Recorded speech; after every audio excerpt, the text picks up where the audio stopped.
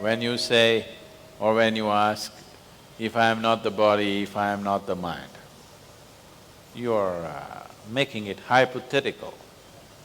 I am asking you, is it a fact that you gathered this body? Is it a fact? Is it a fact all the content of your mind was gathered from outside? Yes? So what you gather cannot be you. So there is no anything hypothetical about it. It is definitely not you, isn't it? But do you still exist? So what am I to say about it? Now, so what you're asking is, who am I? Don't ask me, why do you ask me? Who am I? This happened in the Cincinnati airport, in Ohio, in the United States. People had lined up to check in at the airline counter.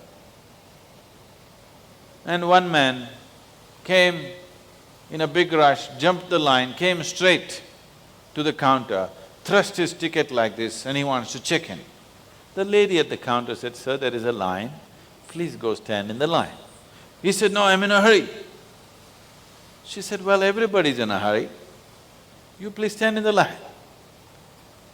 Then he said, "Do you know who I am?" An official like you. So she promptly picked up the microphone and said, "There is a man here who doesn't know who he is, can somebody help him?"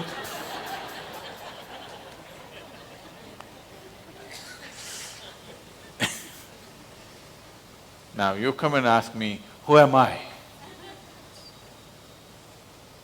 What am I to tell you? Whatever I tell you will be just if I tell you, you are an embodiment of the divine.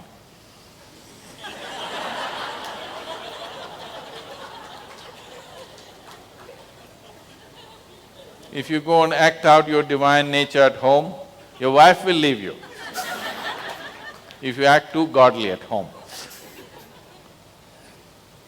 If you try this in your office, you will get fired for sure.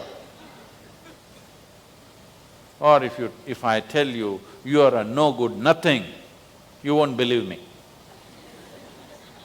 If I tell you, you are a drop of divinity that fell off Shiva's lap and here you are. Tell me, what kind of story do you want? A pleasant story, an unpleasant story? I can tell you both, I'm good at both. If I tell you an unpleasant story, you will not want to believe it. If I tell you a pleasant story, you will become fanciful and lose all your sense. But if you know it, then it's a different level of sense. So, right now don't bother. Don't try to drop into a conclusion. When you ask this question, what you're trying to do is, you want to arrive at a conclusion. Don't arrive at a conclusion. Just seek what is not you, let's keep it aside. If you keep all that is not you, what is you must remain, isn't it? Yes or no? What is not you, if it is removed, what is you must remain, isn't it? Where will it go? That is, if you exist. Suppose you don't exist. Suppose you really do not exist, at least that we must find out, isn't it? That I don't exist. Suppose you are a Vedantin and you believe you are all Maya, at least that you must discover, not believe what somebody said, isn't it? If you do not exist, is it not very, very, very important that you find out that you do not exist? Huh?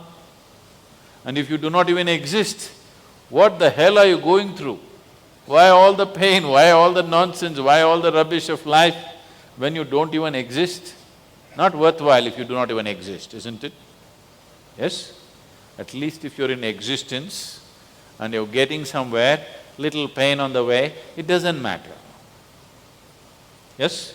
You're climbing the hill, you're going to reach the top of the hill, on the way your knees are hurting, it's okay, but I'm going to get there. You're not going to get anywhere, just legs are paining. You don't want that, isn't it? and you don't even exist but legs are paining. Do you want that? For sure you don't want that. So you must find out. So, this simple Isa Kriya is about keeping aside whatever you are not.